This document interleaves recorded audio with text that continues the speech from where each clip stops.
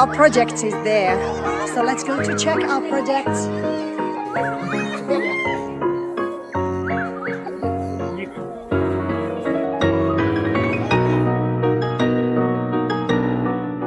So this system supplies for the school only or for any other place? It also supplies the water for the neighboring community.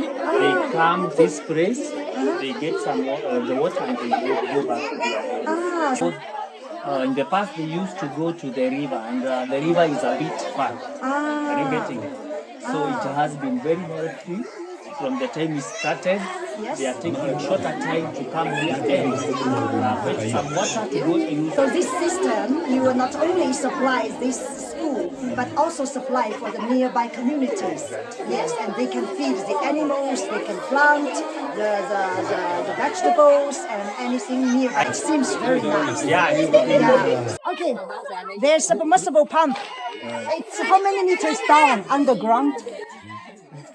How many meters down? 150 meters down.